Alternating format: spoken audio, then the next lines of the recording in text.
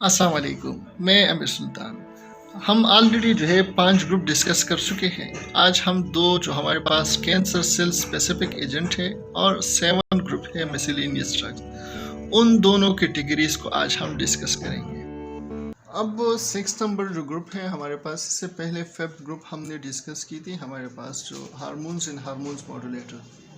अभी हमारे पास जो कैंसर सेल स्पेसिफिक एजेंट है, अगर इसकी थोड़ा सा आप मैकेनिज्म ऑफ एक्शन समझे, मैकेनिज्म ऑफ एक्शन अगर आप समझने की कोशिश करें तो ये बेसिकली हमारे पास ये ड्रग क्या है, these drugs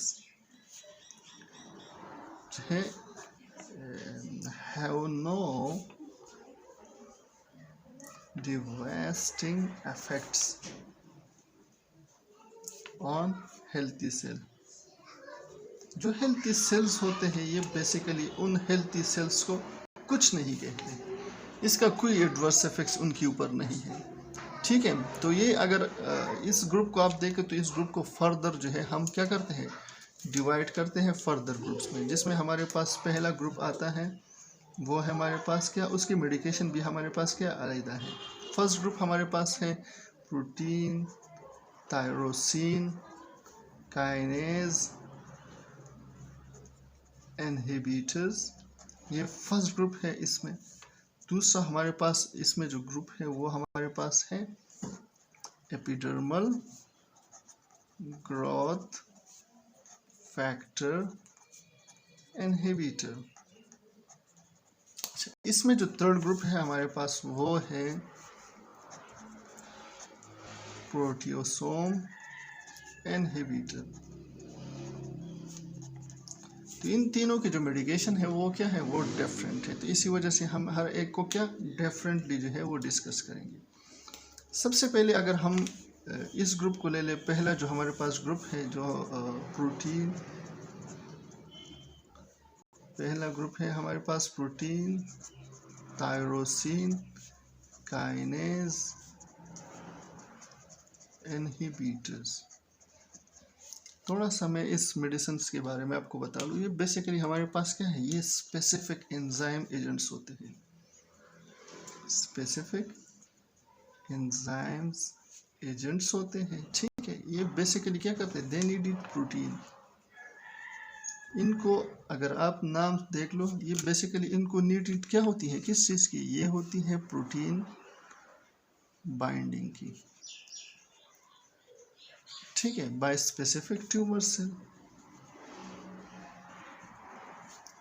specific tumour cells है उसके लिए जो प्रोटीन है, उसकी प्रोटीन है उसके साथ बाइंड होना, ये इसका स्पेशलिटी है। जिस तरह नाम से जाहिर है, protein tyrosine kinase inhibitor, basically जो प्रोटीन है उसके साथ बाइंड हो के ताकि वो अपना जो रिएक्शन है इनहिबिट करता है, उसकी रिएक्शन वो कंप्लीट ना हो जाए, जिससे हमारे पास जो ट्यूमर सेल्स है उसकी ग्रोथ क्या हो जाती है, वो डिक्रीज हो जाती है, उसका जो मल्टीप्लिकेशन है वो स्टॉप हो जाता है। तो ये इसी वजह से क्या, ये बेसिकली हमारे पास जो ह्यूमन सेल्स होते हैं, हेल्थी ह्यूमन सेल्स, उसको डिस्ट्रॉय नहीं करते, नॉट डिस्ट्रॉय। ये हमारे पास जो नॉर्मल सेल्स है उसके ऊपर ज़्यादा नेगेटिव इन्वर्स इफेक्ट इसका नहीं होता। अगर हम इनके मेडिकेशन देखें तो इसके बेसिकली हमारे पास 8 मेडिकेशन है। पहला मेडिकेशन अगर हम देखें तो ये मेडिकेशन हमारे पास है एविरिलो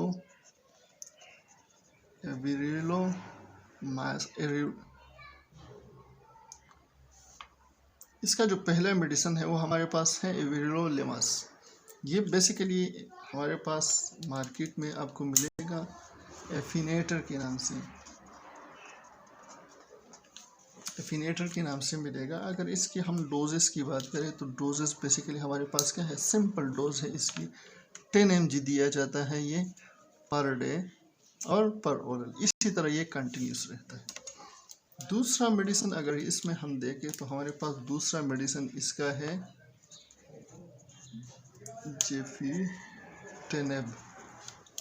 जेफेटिनेब सेकंड मेडिसिन है। अच्छा, इरीसा के नाम से आपको मिलेगा ये। इसकी जो डोज है हमारे पास वो 25, इसका भी सिंपल डोज है 250 mg है, हम पर डे देते हैं पेशेंट को, इसी तरह कंटिन्यूसली पर ओरल। थर्ड मेडिसिन हमारे पास इस ग्रुप का है, और जो इस ग्रुप का सबसे फेमस मेडिसिन है वो हमारे पास है इमाटिनिब। इमाटिनिब जो है इस ग्रुप का थर्ड मेडिसिन है, और ये बेसिकली ये थाइकर्ब के नाम से आपको मार्केट में मिलेगा। अच्छा, इसकी जो डोजेस है ये बेसिकली हमारे पास बिल्कुल डिफरेंट है बाकी से। ये थोड़ा सा कॉम्प्लिकेटेड मेडिसिन है। सबसे पहले हम इसको देते हैं 1250 mg। ये बेसिकली 5 टैबलेट्स होते हैं। अच्छा, ओरली हम पेशेंट को दे देते हैं। अच्छा, जब ओरली हम देते हैं तो ये बेसिकली हमारे पास क्या डेली, अच्छा हमारे पास क्या 1 से लेकर 21 डेज तक हम कंटिन्यूसली इस मेडिसिन को देते थे। हम 5 टैबलेट्स जो 1250 mg के बराबर होती है 1 to 21 डेज के लिए आप देते हो, लेकिन ये बेसिकली हम कम्बिनेशन में देते हैं। कम्बिनेशन में आप किसके साथ देते हैं? हमारे पास जो कैपिसिटाबिन जो है उसके साथ आप कम्बिनेशन में देते हो, जो हमारे पास क्या 2000 mg पर m² पर डे। और ये मेडिसिन आप इस कम्बिनेशन में 1 से लेकर 14 डेज तक आप इसके पेशेंट के साथ देते हो। अच्छा, फिर ये हमारे पास क्या होती है 21 डेज जब ये कंप्लीट हो जाते हैं, 21 डेज के बाद आप क्या ये दोबारा रिपीट करना शुरू कर देते हो 21 डेज का साइकिल फिर फर्दर। मतलब ये है आप जब ये 5 टैबलेट रोज़ाना 1 से लेकर 21 डेज तक 3 वीक्स तक आप मुसलसल पेशेंट को देते हैं तो ये एक साइकिल हो गया। फिर ये साइकिल दोबारा 21 डेज का शुरू होता है, और इसके साथ हम डोज क्या कर देते हैं वो डिक्रीज़ कर देते हैं। सेकंड साइकिल पे इसका डोज डिक्रीज़ करके हम 750 mg पेशेंट को फिर देते हैं पर डे पर आवर। तो ये मेडिसिन हमारे पास काफ़ी मशहूर है, इसी वजह से इसकी थोड़ी सी एक्सप्लेनेशन आपको कम से कम याद रहना चाहिए कि 5 टैबलेट 1250 mg के हम डेली 1 to 21 डेज़ के लिए जो कैपिसिटाबिन है उसके साथ कम्बिनेशन बेहतर कैपिसिटाबिन 2000 mg पर m² सिर्फ आप 14 डेज़ के लिए पेशेंट को देते हैं। मतलब ये है कि जो 2 हफ्ते 3 हफ्ते की ये पहली कोर्स है, और ये हमारे पास 3 हफ्ते में 2 हफ्ते इसके साथ आप कैपिसिटाबिन जो है कम्बिनेशन में देते हो। फिर ये एक साइकिल जब कंप्लीट होता है तो दूसरा साइकिल फिर वो 21 डेज का होता है, लेकिन उसमें जो डोज है वो 750 mg हो जाती है। अच्छा, इस ग्रुप में हमारे पास जो 5th मेडिसिन है वो हमारे पास है नेलुटिनेब। ये हम आगे डिस्कस करेंगे नेलुटिनेब को, क्योंकि इसके हमारे पास जो एडवर्स इफेक्ट्स है वो बहुत ज़्यादा है। अच्छा, ये सिंपल मेडिसिन है, हम ये दिया जाता है ट्रूसिग्ना के नाम से, और ये हमारे पास अवेलेबिलिटी है इसकी। हम बीडी में देते हैं इस पेशेंट को बीडी यानी 12 आवर्ली देते हैं हम। कितना 400 mg पर ओरल। 400 mg है तो 200 mg सुबह देते हैं, 200 mg हम रात को पेशेंट को देते हैं। इसकी जो हमारे पास 6 नंबर की मेडिसिन है, ये 6 नंबर हमारे पास सोराफिनेब है। सोराफिनेब जो है ये बेसिकली नेक्सावेर के नाम से हमारे पास अवेलेबल है मार्केट में, और नेक्सावेर हमारे पास हम देते हैं इसको भी 400 mg देते हैं पेशेंट को बीडी में, और कब एम्प्टी स्टमक देते हैं, खाने से पहले दिया जाता है। 7 नंबर मेडिसिन, 7 नंबर पे जो मेडिसिन है हमारे पास वो है सोनेटिनेब। सोनेटिनेब जो है ये बेसिकली दिया जाता है सोटेन के नाम से, और ये हमारे पास जो डोज है इसकी वो है 50 mg पर डे पर ओरल दिया जाता है। कितनी वीक्स के लिए? पहले 4 वीक्स के लिए पेशेंट को दिया जाता है। फिर हमारे पास जो है ये 2 वीक्स रेस्ट होता है, और फिर दोबारा जो है आप इसको 4 वीक्स के लिए फिर जो है स्टार्ट कर लेते हो। इस ग्रुप में जो हमारे पास लास्ट मेडिसिन है वो है टेंसिरो लाइमस, टेम्सिलोलाइमस 8 मेडिसिन है, ये टोरिसिल के नाम से हमारे पास अवेलेबल है। टोरिसिल के साथ साथ ये बेसिकली हम जो डोजेस होती है इसकी वो दिया जाता है 25 mg IV दिया जाता है इन्फ्यूजन। और ये जो इन्फ्यूजन है ये हम 30 से लेकर 6 हाफ आवर से लेकर 1 आवर में हम देते हैं पेशेंट को, वंस पर वीक, हफ्ते में एक ही इन्फ्यूजन दिया जाता है। ये हमारे पास थे प्रोटीन टायरोसिन काइनेज इनहिबिटर्स थे, ये 8 मेडिसिन। जिस तरह हमने बताया था कि इसमें दूसरा हमारे पास जो एपिडर्मल ग्रोथ है, आप अगर यहाँ देखें तो एपिडर्मल ग्रोथ फैक्टर इनहिबिटर ये दूसरा हमारे पास क्या है, इस ग्रुप का मेडिसिन है। ये बेसिकली इसको 2004 में जो है FDA ने इसको अप्रूवल दी थी कि आप इस मेडिसिन को जो है वो यूज़ कर सकते हो। अच्छा, इसका बेसिकली हमारे पास क्या होता है कि ये हमारे पास जो एपिडर्मल, अगर आप थोड़ा सा इसको समझने की कोशिश करो तो ये हमारे पास क्या है, एपिडर्मल ग्रोथ है हमारे पास,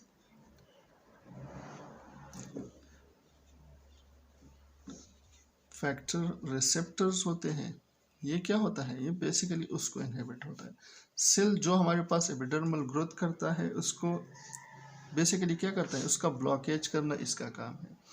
अच्छा, ये बेसिकली क्या करता है, ग्रोथ फैक्टर क्या करता है, ये हमारे पास जो ग्रोथ फैक्टर है वो बेसिकली क्या करता है। अच्छा, ये अगर हमारे पास नॉर्मल में हो या एबनॉर्मल सेल्स में, अगर हमारे पास एबनॉर्मल सेल्स में हो जो कैंसर सेल्स होते हैं, अच्छा, तो ये बेसिकली क्या करता है, ये जो ग्रोइंग सेल्स है, रैपिडली ग्रोइंग सेल्स है, उसको क्या करता है, स्टॉप करता है। तो इसका काम हमारे पास जो प्रोटीन काइनेज थी उससे डिफरेंट है कि बेसिकली ये हमारे पास एपिडर्मल ग्रोथ के ऊपर इफेक्ट करता है, वो प्रोटीन के ऊपर इफेक्ट करता है।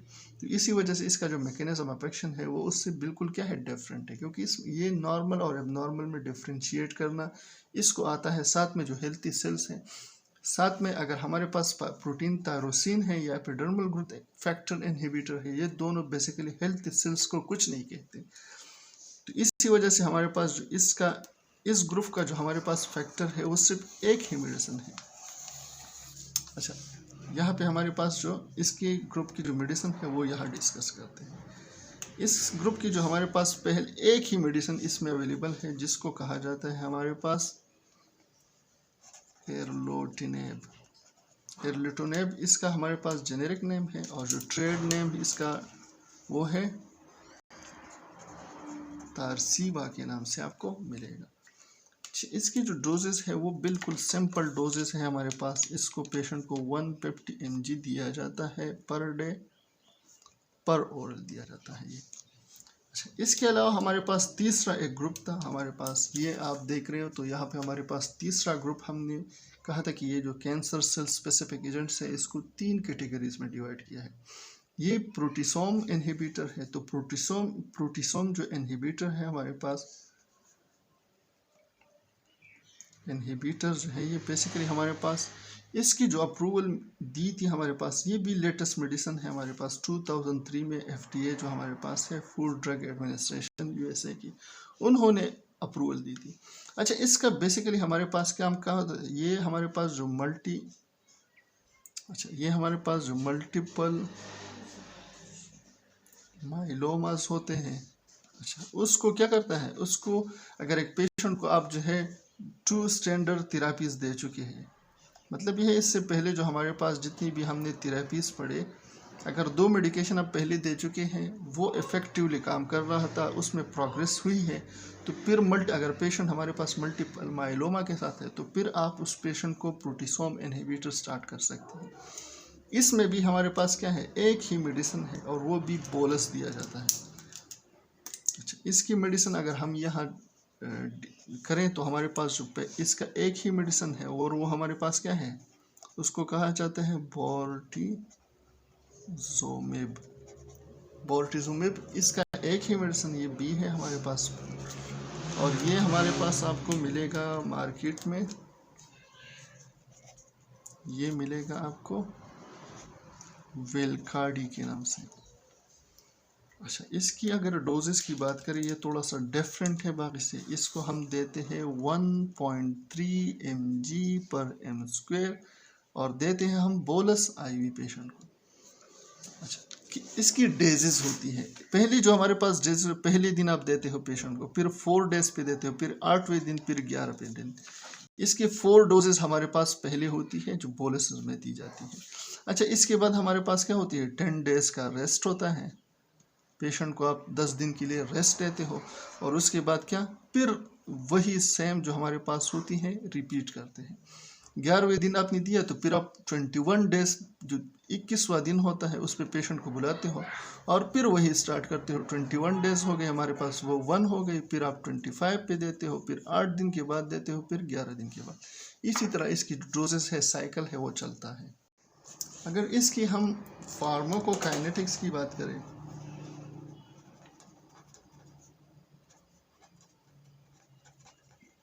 तो ये हमारे पास, ये सबसे पहले जो GI है वहाँ से एब्जॉर्ब होती है, क्योंकि ज़्यादातर मेडिकेशन आपने देखी ये हमारे पास क्या है, पर ओरल है। GI एब्जॉर्ब होती है, लेकिन ये बहुत ज़्यादा स्लो होती है।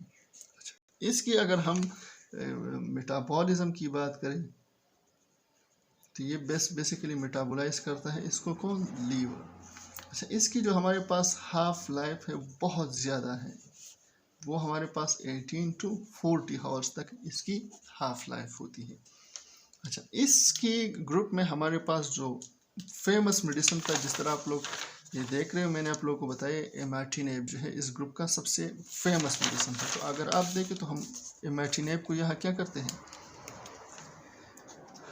अगर हम इमैटिनेब को डिस्कस करें थोड़ा सा कि ये बेसिकली हमारे पास है क्या, इसकी डोजेज और ये स्पेशलाइज्ड एरिया कौन सी है, तो ये हमारे पास इसको CML कहा जाता है। आप लोगों ने ये नाम शायद सुना होगा या नहीं। जो हमारे पास क्रोनिक माइलोसाइटिक ल्यूकीमियाज है, उसमें ये बेसिकली इमैटिनेब जो है वो दिया जाता है। ये हमारे पास ओरल फॉर्म में है, इसलिए इसकी ये स्लो होती है, और ये पीक पीस को पहुंचने के लिए है 2 to 4 आवर्स जो है वो चाहिए। अगर इस इमैटिनेब के हम एडवर्स इफेक्ट्स की बात करें, तो ये बेसिकली हमारे पास इसके एडवर्स इफेक्ट्स, इसकी जो है वो नोज़िया, वॉमिटिंग हो गई। अच्छा, ये बेसिकली मेटाबोलाइज इसको लीवर करता है, और साथ में जो हमारे पास मेटाबोलाइज इसको लीवर करता है, और इसकी जो एक्सक्रीशन है वो कहाँ से होती है, वो फीसिस से होती है। इसी वजह से किडनी के पेशेंट को जो है ये आसानी से दिया जाता है। तो हमारे पास है एडवर्स इफेक्ट्स। तो एडवर्स इफेक्ट्स में हमारे पास ये क्या करता है, ज़्यादा मेडिकेशन ओरल है तो ये GI अपसेट काज करता है, एब्डोमिनल क्रैम्प्स इसमें होते हैं पेशेंट में। ये साथ में हमारे पास जो फ्लूइड है उसको रिटेंशन करता है, मतलब ये है बॉडी से उसको बाहर नहीं जाने देता। अच्छा, और जो स्किन रैशेस है वो इसमें आती है। अच्छा, यहाँ पे हमारे पास जो एक मेडिसिन थी, मैंने आप लोगों को इससे पहले भी बताई थी, उसका नाम हमारे पास था नेलोटिनेब। अब ये नेलोटिनेब जो है इसका थोड़ा सा इफेक्ट जो है वो थोड़ा सा क्या है, वो डिफरेंट है। ये बेसिकली क्या करता है, ये हमारे पास जो, अगर हम ECG देखें तो PQRS जो हमारे पास कम्प्लेक्स है, PQRST, P है, Q है, R है, S और T। अगर ये PQRST में इसमें आप देखें तो हमारे पास ये Q और T जो इंटरवल है इसको क्या करता है, इसको प्रोलॉन्ग करता है। ये क्या करता है, प्रोलॉन्ग QT इंटरवल। इसका हमारे पास क्या है, ये एडवर्स इफेक्ट है। QT इंटरवल यहाँ पे मैं थोड़ा सा क्लियर कर दूँ, P है, QRS और T। ये हमारे पास P हुआ, ये Q हुआ, RST। तो यहाँ से हमारे पास जो Q और T इंटरवल है इसको क्या करता है, प्रोलॉन्ग करता है, लंबा कर देता है। अच्छा, साथ में हमारे पास क्या है, जो इम्पेयर्ड लीवर जो है उसको भी ये इम्पेयर्ड करता है। तो यहाँ पे इस निलोटिनेब जो है इसकी जो हमारे पास एडवर्स इफेक्ट्स है वो थोड़ी सी चेंजेस है बाकी से यहाँ पे। अब लास्ट में हमारे पास कंट्राइंडिकेशन है। तो कंट्राइंडिकेशन अगर आप देखें तो ये बेसिकली जो ख़वातीन हमारे पास यानी वो प्रेगनेंसी की तरफ जा सकती है, यानी मतलब ये है चाइल्ड बेयरिंग वुमेन जो होते हैं, जो प्रेग्नेंट हो सकते हैं, मतलब ये 25, 30, 35 साल की जो ख़वातीन होती हैं, आप उसको कहेंगे कि आप क्या करो, आप जो कंट्रासेप्टिव्स हैं उसको यूज़ किया करो, ताकि आपकी जो प्रेगनेंसी है वो ना हो जाए, वरना बच्चों के लिए फिर क्या इश्यूज होंगे। अच्छा, फिर साथ में अगर जो हमारे पास नेलोटिनेब है, जिस तरह हमने यहाँ एडवर्स इफेक्ट में उसको काज किया, तो अगर एक पेशेंट को हमारे पास हाइपोकलीमिया है, या पेशेंट को हमारे पास क्या हाइपोमैग्नीसिया है, यानी उसका जो पोटाशियम लेवल है वो डिक्रीज़ है, उसका जो मैग्नीशियम लेवल है वो डिक्रीज़ है, तो उस पेशेंट को आप जो है निलोटिनेब नहीं दोगे, क्योंकि वो फर्दर हाइपोकलीमिया हाइपोमैग्नीशियम में हमारे पास क्यूटी इंटरवल जो है वो प्रोलॉन्ग होते हैं, तो फिर वो फर्दरली जो है प्रोलॉन्ग करेगा और उससे हमारे पास इरिथमियास की चांसेस होते हैं।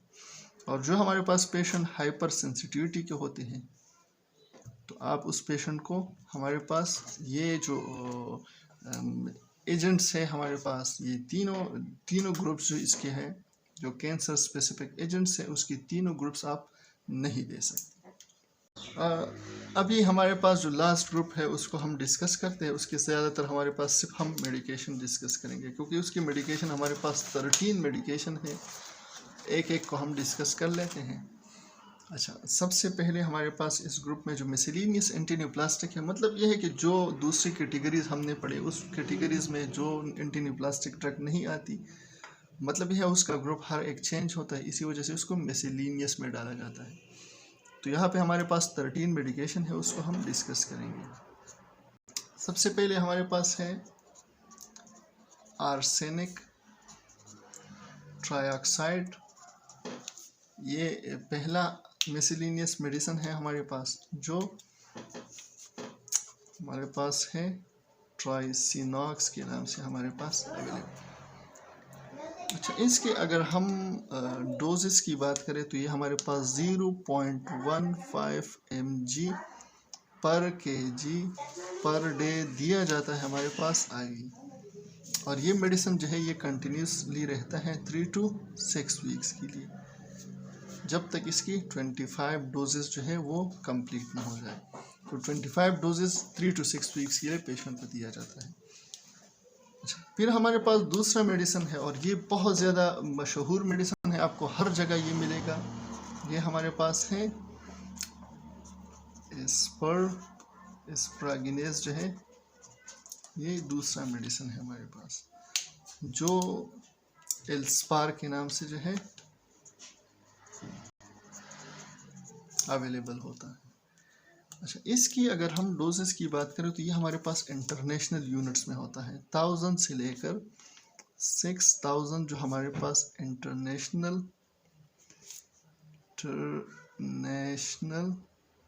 यूनिट्स हैं, ये दिए जाते हैं पर एम स्क्वायर आते हैं हमारे पास, IM या IV दिया जाता है इसको। अच्छा, ये बेसिकली हमारे पास होती है किस चीज़ में, कम्बिनेशन में इसको दी जाती है। इस ग्रुप में हमारे पास जो तीसरा मेडिसिन है वो है एज़ासिटिडीन जो है, ये हमारे पास तीसरा मेडिसिन है, और ये जो हमारे पास वेडाजोआ के नाम से हमारे पास मिलती है। इसकी डोजेस हमारे पास सिंपल है, 75 mg जो है ये दिया जाता है पर एम स्क्वायर पर डे दिया जाता है हमारे पास, सबकुटीनियस 7 डेज के लिए। अच्छा, ये 7 डेज के लिए दी जाती है हमारे पास 4 वीक्स के लिए। फिर हमारे पास जो फोर्थ मेडिसिन है इस ग्रुप का, वो हमारे पास है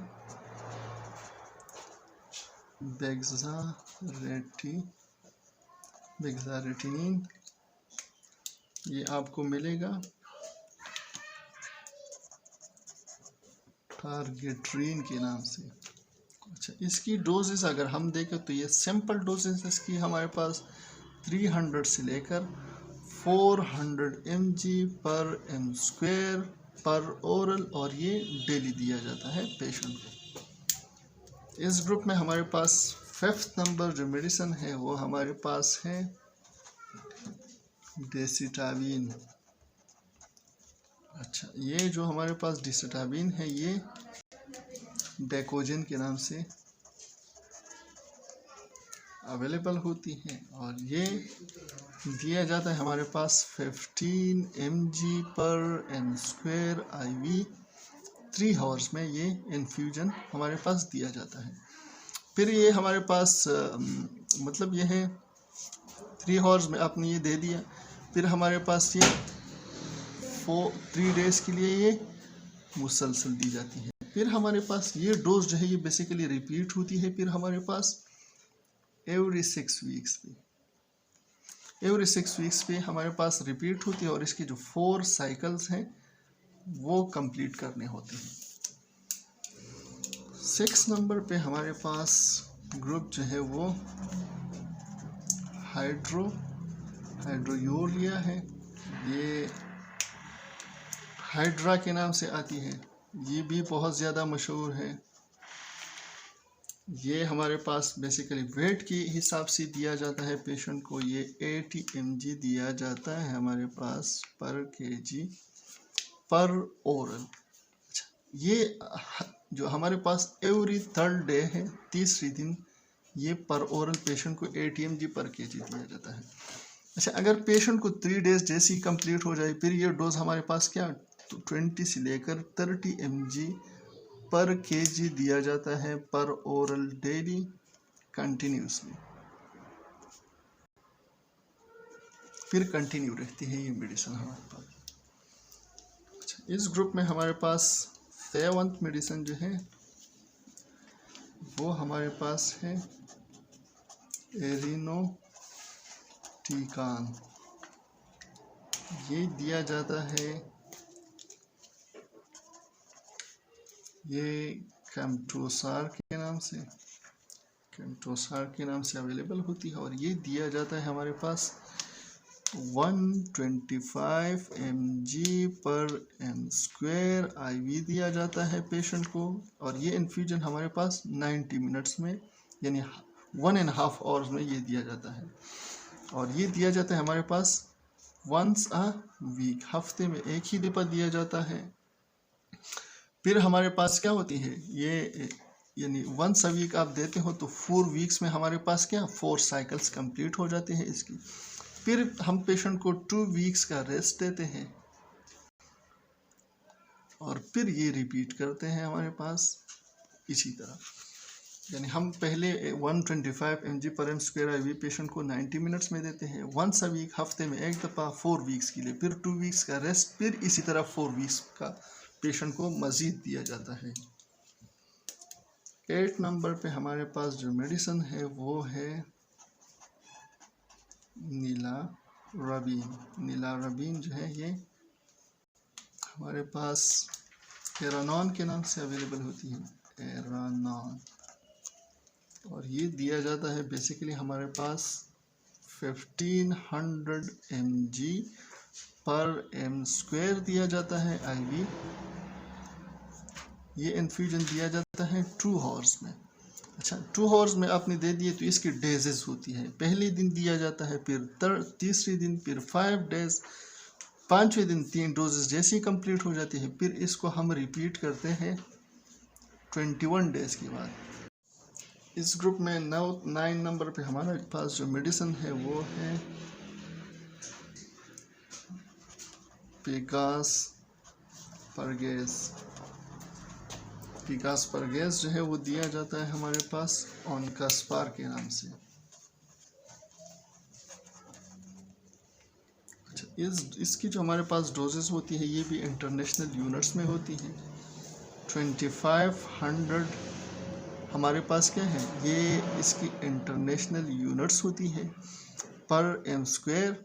अच्छा, ये हम IM देते हैं या IV देते हैं पेशेंट को हर 14 डेज के बाद।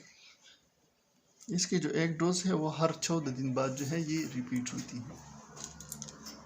इस ग्रुप में हमारे पास जो 10th है वो हमारे पास है फोरफाइनर के नाम से। फोरफाइनर जो है ये दिया जाता है पोर्टोफ्रिन के नाम से।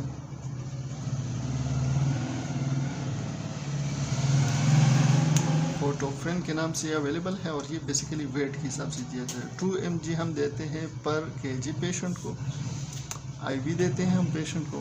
अच्छा, ये 3 to 5 मिनट्स में हम पेशेंट को ये देते हैं 2 mg पर kg, और इसको फिर दोबारा जो है वो रिपीट किया जाता है हॉर्स के हिसाब से। अच्छा, रिपीट जो है पहले डोज आपने दे दिया पेशेंट को 3 to 5 मिनट्स में, तो फिर आप पेशेंट को जो है ये डोज रिपीट करोगे कितनी 40 से लेकर 50 आवर्स के बाद इसको आप रिपीट करोगे। फिर जो तीसरा डोज है थर्ड डोज वो आप दोगे पेशेंट को 96 से लेकर 120 आवर्स के बाद। इस ग्रुप में हमारे पास जो 11 पे मेडिसिन है वो हमारे पास टोपोटिकान के नाम से अवेलेबल है, और ये हाइकेम्टीन के नाम से आपको मिलेगा, हाइकेम्टीन के नाम से। अच्छा, ये जो डोज है इसकी हमारे पास 1.5 mg हम देते हैं पर m² per day, IV 5 days के लिए, 5 डेज के लिए देते हैं, और फिर ये हमारे पास 21 डेज का कोर्स होता है पूरा। इस ग्रुप में हमारे पास जो 12th नंबर पे मेडिसिन है वो है ट्रीटिनोइन।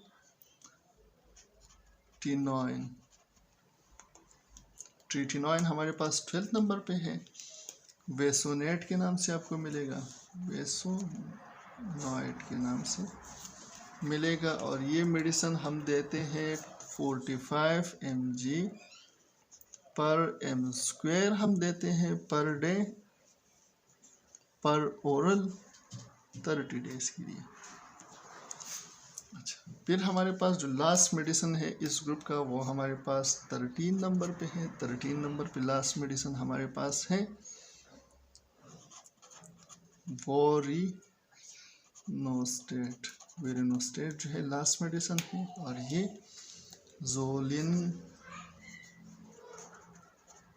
जोलेंजा के नाम से अवेलेबल होती है।